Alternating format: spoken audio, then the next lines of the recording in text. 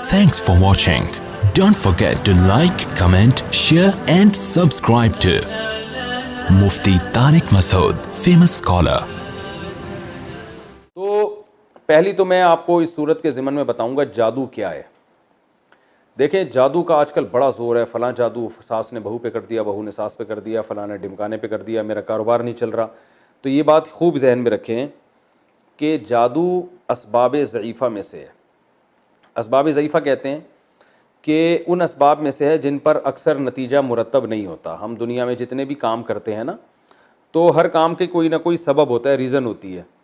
مثال کے طور پر آپ کو پیاس لگ رہی ہے تو آپ کی پیاس بجھے گی نہیں جب تک پانی نہیں پئیں گے. تو جب آپ پانی پئیں گے تو پیاس فوراً بجھ جائے گی، آپ کی لازمی بجھتی ہے، اللہ کی عادت ہے. بھوک کے وقت جب آپ کھانا کھائیں گے تو کھانا کھاتے ہی آپ کی بھوک مٹ جائے گی، لازمی مٹے گی، اللہ کی عادت ہے. تو یہ وہ اسباب ہیں جن پر نتیجہ لازمی، یعنی جن کا رزلٹ ہم دیکھتے ہیں کہ لازمی ہوتا ہے، اللہ کی عادت ہے. یہ کچھ اسباب ایسے ہیں کہ وہ اختیار کیے جائیں تو رزلٹ اکثر نکل آتا ہے، لیکن کبھی کبھار نہیں بھی نکلتا. جیسے آپ بیمار ہوں اور آپ علاج کرتے ہیں تو عموماً فائدہ ہو جاتا ہے، لیکن کبھی کبھار فائدہ نہیں بھی ہوتا، دوائیں کھاتے رہتے ہیں کوئی اثر ہی نہیں ہوتا. تو یہ وہ سبب ہے جس پر اکثر رزلٹ نکلتا ہے. تو پہلی جو قسم ہے جس میں لازمی نتیجہ نکلتا ہے، اس کا شرعی حکم یہ ہے کہ ایسے اسباب کو اختیار کرنا فرض ہے. مثلاً آپ کو پیاس لگ رہی ہے، پانی آپ نہیں پیتے اور آپ اللہ پہ توکل کرتے ہیں کہ اللہ میری پیاس بجھا دے گا، اور اسی پیاس سے آپ مر جاتے ہیں تو آپ کو ثواب نہیں ملے گا بلکہ خودکشی کا گناہ ملے گا. کیونکہ اللہ بتائے گا قیامت کے دن کہ میں تو جب بھی کسی کی پیاس بجھاتا ہوں تو پانی کے ذریعے بجھاتا ہوں، تم نے صرف دعا مانگی، پانی پینے کا انتظام کیا نہیں، تو میں تمہاری پیاس نہیں بجھاؤں گا اور تم مر جاؤ گے تو خودکشی کا گناہ ملے گا. اسی وجہ سے کہتے ہیں کمانا فرض ہے تاکہ انسان روٹی کھا سکے. اس معاملے میں اللہ پہ توکل تو کرنا ہے، لیکن توکل کا یہ مطلب کہ اسباب اختیاری نہ کرے، یہ حرام ہے، ناجائز ہے، اور مر گیا تو خودکشی کا گناہ ہوگا. دوسرا جو اسباب ہیں جن میں آتا ہے کہ کبھی اکثر نتیجہ مرتب ہو جاتا ہے لیکن کبھی کبھار نہیں بھی ہوتا، وہ ہے بیماری میں علاج کرنا. اب آپ بیماری میں علاج کرتے ہیں تو اکثر ٹھیک ہو جاتے ہیں لیکن بعض دفعہ نہیں بھی ہوتے. تو یہ والا سبب جو ہے نا، یہ اختیار کرنا سنت ہے، فرض نہیں ہے. یہی وجہ ہے تمام فقہا کا اس پر اتفاق ہے کہ اگر آپ بیمار ہوئے اور آپ نے علاج نہیں کرایا اور آپ مر گئے تو گناہ نہیں ہوگا، آپ کو خودکشی کا گناہ نہیں ہوگا. قیامت کے دن آپ اللہ کے سامنے آتے ہیں تو اللہ آپ سے پوچھتا ہے کہ تم جب بیمار تھے تم نے اپنی زندگی بچانے کے لیے علاج کیوں نہیں کیا؟ تو آپ کہہ سکتے ہیں اللہ مجھے کوئی یقین تھوڑی تھا کہ علاج کر کے شفا ملے گی، بہت سے لوگ ہم نے دیکھے علاج ہوا پھر بھی نہیں، تو میں نے کہا ہو سکتا ہے ہم بھی ٹھیک نہ ہو، تو اب میں نے صرف توکل کیا تجھ پر، تو ثواب تو نہیں ملے گا لیکن گناہ بھی نہیں ملے گا. کیونکہ بہت دفعہ ایسے ہوتا ہے بغیر علاج کے ٹھیک ہو جاتا ہے آدمی، اور بہت دفعہ علاج کرنے سے بھی ٹھیک نہیں ہوتا. تو اس لیے کہتے ہیں تاکید ہے، علاج کرنا چاہیے، لیکن علاج کرنا کوئی فرض و واجب نہیں ہے. کوئی اس میں اللہ پہ توکل کرنا چاہے تو توکل کر سکتا ہے، اگرچہ اس توکل کا ثواب نہیں ملے گا لیکن گناہ بھی نہیں ملے گا، بلکہ نامناسب کہا جائے گا اس توکل کو، کیونکہ علاج کرنا پیغمبر کی سنت ہے. تیسری قسم ان اسباب کی ہے جن پر اکثر نتیجہ مرتب نہیں ہوتا، کبھی کبھار تکے میں ہو جاتا ہے. تو یہ تعویذ، رقیہ اور یہ جو ہے جادو، یہ ایسے اسباب ہیں جن پر اکثر نتیجہ مرتب نہیں ہوتا. کیونکہ اگر ان پر زیادہ تر نتیجہ مرتب ہو رہا ہوتا تو نظام عالمی تباہ و برباد ہو جاتا. جادوگر سب سے پہلے کیا کرتے، وہ اپوزیشن والے کسی جادوگر کو لاتے اور جو حکومت میں اس کے خلاف جادو کر کے اس کی حکومت کو ختم کر دیتے. حکومت یعنی سب جادو ہی کھیل رہے ہوتے پوری دنیا میں، اور جادوگروں کی اس پوری دنیا میں موج ہوتی. جادوگر یہ کرتے، جادو کے زور سے یہ بنا دیا، کبھی وہ بنا دیا، کبھی یوں بنا دیا، ایک نظام عالم تباہ و برباد ہو جاتا سارا. تو اس لیے جادو کو اللہ نے زیادہ طاقت نہیں دی ہے. جادو میں اثر اللہ نے دو لحاظ سے، جادو ایک کمزور سبب ہے. نمبر ایک کہ جب جادوگر جادو کرتا ہے تو پہلی بات تو یہ کہ ضروری نہیں کہ جس پر جادو کرے اس پہ اثر ہو جائے. لاکھوں میں کسی دو چار پر ہو سکتا ہے، زیادہ تر پر نہیں ہوتا. اور دوسرا یہ بھی ہے کہ جتنا جادو کرے گا ضروری نہیں اتنا اثر ہو سکتا ہے اس کا آدھا 50% ہو. اس نے تو جادو کیا تھا مارنے کے لیے مگر آپ مرے نہیں، تھوڑے بہت کچھ اثر ہو جائے آپ کے اوپر. تو یہ جادو ایک کمزور چیز ہے. سوال پیدا ہوتا ہے اگر جادو کمزور چیز ہے تو رسول اللہ صلی اللہ علیہ وسلم جو سید الانبیاء تھے، اتنے طاقتور تھے، ان پر کیوں اثر ہو گیا؟ تو علماء نے اس کی حکمت بیان کی ہے کہ آپ صلی اللہ علیہ وسلم پہ جادو کا اثر اللہ نے ہونے دے دیا تھا. اس لیے ہونے دے دیا تھا کہ یہودی آپ کو جادوگر کہتے تھے. اگر آپ پہ جادو کا اثر نہ ہوتا تو یہودی یہ پروپیگنڈا کرتے کہ دیکھو ہم تو پہلے ہی کہتے تھے یہ جادوگر ہیں, تو ہم نے ان پہ جادو کیا, اتنا طاقتور جادو, ان کو کچھ بھی نہیں ہوا, تو یہ اس کی علامت ہے کہ معاذ اللہ یہ جادو کا توڑ انہوں نے کر لیا ہے. تو اس لیے اللہ نے آپ پر ہونے دیا تاکہ لوگ آپ کو بشر سمجھیں, عام انسانوں کی طرح, اور لوگوں کو یقین ہو جائے کہ آپ جادوگر نہیں ہیں. تو یہ حکمت تھی. ورنہ اگر اس طرح سے یہودیوں کا اثر جادو اثر کرنا شروع کر دیتا تو پھر یہودی نے ایک دفعہ تھوڑی, نبی پر ہمیشہ کوشش کی ہوگی بار بار, لیکن ایک ہی دفعہ اثر ہوا, وہ بھی بہت تھوڑا. اور پھر نبی کے علاوہ یہودیوں نے تو کوشش کی ہوگی حضرت ابو بکر پہ کریں, حضرت عمر پہ تو بہت زیادہ کی ہوگی, کیونکہ حضرت عمر کی خلافت سے اسلام کو اتنا فائدہ ہوا کہ یہودیوں کو تو حضرت عمر نے ویسے ہی مدینہ سے باہر نکالا ہے کہ تمہیں تو ایگریمنٹ ختم ہو گیا, تم جاؤ. تو یہودی یہ کہیں چھپ کے بیٹھ کے کر لیتے اور کہتے کہ جب نبی صلی اللہ علیہ وسلم پہ اثر ہو گیا تو حضرت عمر پہ کیوں نہیں ہوگا, لیکن کچھ بھی نہیں ہوا. اور ہمیں کوئی نہیں ملتا کہ حضرت عمر نے کوئی توڑ کی کوشش کی ہو, کیونکہ صحابہ کرام ان چیزوں میں زیادہ نہیں وہ پڑھتے تھے.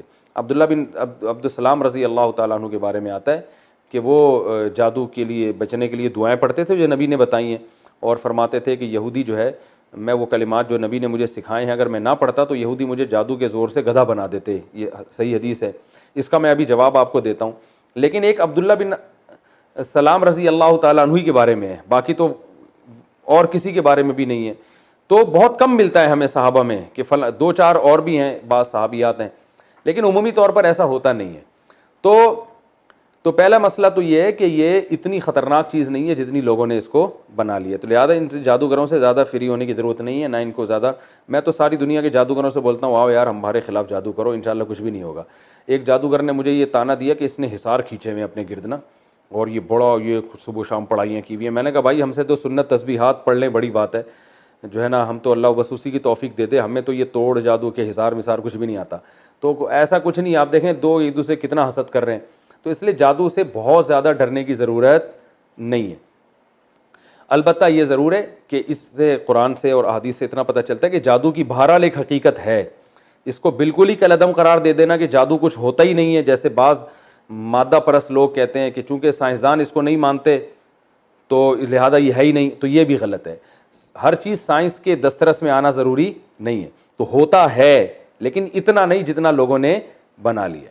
تو ہوتا ہے, اور اس سے پناہ مانگنے کا بھی ہمیں حکم دیا گیا, اور اس سے بچنے کے لیے جو نبی صلی اللہ علیہ وسلم نے دعائیں بتائی ہیں بس وہ کافی ہیں. جیسے حضرت عبداللہ بن سلام رضی اللہ تعالیٰ عنہ نے بتایا وہ کلمات جو نبی نے مجھے سکھائے ہیں میں وہ پڑھتا ہوں تو بچا ہوا ہوں. تو اسی طرح ہمیں قرآن نے سورہ فلق اور سورہ ناس سکھائی ہے, تو آپ سورہ فلق سورہ ناس رات کو اپنے اوپر دم کر کے سوئیں, تو اگر کوئی کرے گا بھی تو انشاءاللہ کوئی اثر آپ پر نہیں ہوگا. ایک بات تو یہ ہو گئی. دوسری بات یہ کہ جادو سے کیا حقیقت اور ماہیت بھی چینج ہو جاتی ہے کسی چیز کی, تو یہ بھی ایک بڑا مسئلہ ہے کہ جادو سے کیا مطلب کوئی کسی چیز کو واقعی حقیقت میں چینج کیا جا سکتا ہے یا نظر کا دھوکہ ہوتا ہے. تو یہ میں نے اس پہ بہت مطالعہ کیا ہے, میں اس نتیجے پر پہنچا ہوں کہ جادو سے حقیقت چینج نہیں ہوتی. اس بارے میں امام ابو بکر الجصاص جو بہت بڑے محقق تھے, مفسر تھے, ان کی رائے یہ ہے کہ جادو سے حقیقت چینج نہیں ہوتی, اور انہوں نے دلیل یہ دی ہے کہ قرآن مجید میں اللہ تعالیٰ نے موسیٰ علیہ السلام کے مقابلے میں جو جادوگر آئے تھے ان جادوگروں کو اللہ نے بڑا جادو کہا ہے. انہوں نے جب رسیوں کو سانپ بنایا نا تو وجاؤ بسحر عظیم, قرآن کے الفاظ ہے بہت بڑا جادو کیا. تو اس بہت بڑے جادو کے بارے میں قرآن کے الفاظ ہیں یخیل الیہ من سحرہم انہا تسعی, ان کے جادو سے لوگوں کو ایسا لگا کہ یہ لاٹھیاں اور یہ رسیاں سانپ بن گئی ہیں. قرآن کے الفاظ ہیں, یعنی حقیقت میں وہ سانپ نہیں بنی تھی بلکہ یخیل, لوگوں کو یہ لگا کہ یہ سانپ بن گئی ہیں. تو وہ کہتے ہیں جب اتنا بڑا جادو جس کو قرآن بڑا جادو کہہ رہا ہے اس سے بھی وہ لاٹھیوں کو حقیقت میں سانپ نہیں بنا سکے, بلکہ لوگوں کی نظروں میں انہوں نے جو ہے نا خاک پھینک دی اور مسمرزم کیا, اور لوگ دیکھنے میں لوگوں کو لگا کہ یہ سانپ ہے. تو جب اتنے بڑے جادو سے کوئی چیز حقیقت میں چینج نہیں ہوتی, نظر کا دھوکہ ہوتا ہے, تو آج کل کے جو جادو ہو رہے ہیں اس سے کہاں حقیقت چینج ہو سکتی ہے. تو یہ ان کا موقف ہے, بہت مضبوط ہے. اور وہ یہ کہتے ہیں کہ جادو اور معجزے میں فرق ہی یہی ہے کہ معجزے میں حقیقت چینج ہو جاتی ہے. تبھی آپ دیکھیں موسیٰ علیہ السلام نے جب لاٹھی پھینکی ہے تو ایک دم سانپ بن گئی, تو جادوگر فوراً سجدے میں گر گئے اور کہنے لگے ہمیں رب پر ایمان لے آئے. تو جب فوراً اسی وجہ سے گر گئے, انہوں نے کہا یار یہ تو حقیقت میں چینج ہو گئی نا, تو حقیقت میں کیسے چینج ہو سکتی ہے. تو اس سے پتہ چلتا ہے کہ جادو کے زور سے کوئی چیز حقیقت میں چینج نہیں ہوتی. البتہ ہمارے ہی بعض اکابر میں ماضی قریب کے اکابر ہیں، ان کی رائے یہ ہے کہ جادو سے حقیقت بھی چینج ہو سکتی ہے، اور اس پر کوئی ہمارے پاس دلیل نہیں ہے کہ حقیقت چینج نہ ہو سکے، عین ممکن ہے ہو سکتی ہو۔ اور اس کی دلیل میں عبداللہ بن سلام رضی اللہ تعالیٰ عنہ کا قول پیش کیا جاتا ہے کہ وہ یہ کہتے تھے کہ یہودی جادو کے ذریعے مجھے گدھا بنا دیتے، تو جب انسان کے لیے گدھا بننا ممکن ہے جادو کے زور سے، تو باقی چیزیں بھی بن سکتی ہیں۔ اور لیکن یہ بات اس لیے درست معلوم نہیں ہوتی کہ عبداللہ بن سلام کے قول میں تعویل کرنا یہ زیادہ ہمارے لیے آسان ہے، اور جادوگروں کو یہ اختیار دے دینا کہ وہ حقیقت چینج کر سکتے ہیں، اس پہ جو اشکالات لازم آتے ہیں وہ زیادہ مشکل ہیں۔ کیونکہ امام ابو بکر جساس نے یہ اشکال کیا ہے کہ جادوگروں کی جو اپنی حالت ہوتی ہے نا، یہ سارے غریب ہوتے ہیں، لوگوں کے چندے پہ پل رہے ہوتے ہیں، تو اگر یہ جادوگر حقیقت کو چینج کر دیتے تو یہ تو لوہے کو سونا بنا دیتے، چاندی بنا دیتے، اور یہ اتنی اگر اختیارات ہوتے نا ان کے پاس، تو یہ ایسے ننگ دھڑنگ حالت میں نہ ہوتے، یہ تو لوگوں کے چندوں پہ پل رہے ہوتے ہیں۔ تو یہ بڑی مضبوط دلیل ہے، اور انہیں ابو بکر جساس نے رحمہ اللہ نے ایک دلیل یہ بھی دی ہے کہ ہم دنیا میں کہیں بھی نہیں سنتے کہ جادو سے کسی حقیقت کو چینج کر دیا گیا ہو، کہیں ہمارے پاس ایسی کوئی مستند خبر کبھی بھی نہیں آئی۔ تو اس کا جواب ہمارے بعض اکابر نے یہ دیا ہے کہ بھائی ہو سکتا ہے دنیا میں بہت سی جگہوں پر ہوا ہو، اطلاع نہ ملی ہو ہم نے پوری دنیا دیکھی تو نہیں ہے۔ تو یہ آج سے 100 سال پہلے کہنا تو آسان تھا، لیکن اب جو الیکٹرانک میڈیا کا دور ہے، پوری دنیا گلوبل ولیج کی طرح بن چکی ہے، اب یہ دعویٰ کرنا کہ دنیا میں کہیں ہوا ہوتا تو ہو سکتا ہے ہمیں نہ اطلاع ہو، اب یہ دعویٰ کرنا ممکن نہیں ہے۔ دنیا میں ایسا چھمبا کہیں ہوا ہوتا نا کہ ایک چیز حقیقت میں ہی چینج ہو جائے اور کوئی سائنٹیفک لاجک ہی نہ اس کی، تو وہ خبریں آ جاتی ہیں۔ تو آج بھی ہم دیکھتے ہیں پوری دنیا میں کوئی جادوگر جو ہے نہ لوہے کو سونا بنا سکا ہے، اور نہ جناب وہ پاکستانی کرنسی کو ڈالر یا ریال میں تبدیل کر چکا ہے، ورنہ عمران خان سب سے پہلے جادوگروں کو بلاتا کہ یار اسی کرنسی کو ڈالر بنا دو، ہم باہر سے اتنے ڈالر لے رہے ہیں، ایک پیٹی میرے پاس پڑی ہوئی ہے، پھونک مارو کچھ کرو، میں تمہیں 6 مہینے کا ٹائم دیتا ہوں ہے بھائی، جلدی نہیں ہے۔ بلکہ عمران خان کی میں بلاتا سب سے پہلے، بھائی سیدھی سی بات ہے صحیح ہے نا، تو میں کہتا بھائی کچھ، تو یہ بیچارے آج تک کچھ بھی نہیں کر سکے ہیں۔ تو یہ نظر کے دھوکے کے ذریعے تو ہو سکتا ہے، حقیقت میں کچھ بھی نہیں ہوتا۔ تو اس لیے میرا موقف یہی ہے کہ جادو سے حقیقت چینج نہیں ہوتی، اگر ہوتی تو نظام عالم خراب ہو جاتا۔ تو جادو سے بچنے کی فکر کریں، لیکن اتنی ٹینشن نہ لیں، ذرا کوئی بھی مسئلہ ہو تو جادو ہے، فلانے نے جادو کیا، ڈمکانا نے جادو کیا، اس سے معاشرے میں فساد پھیلتا ہے۔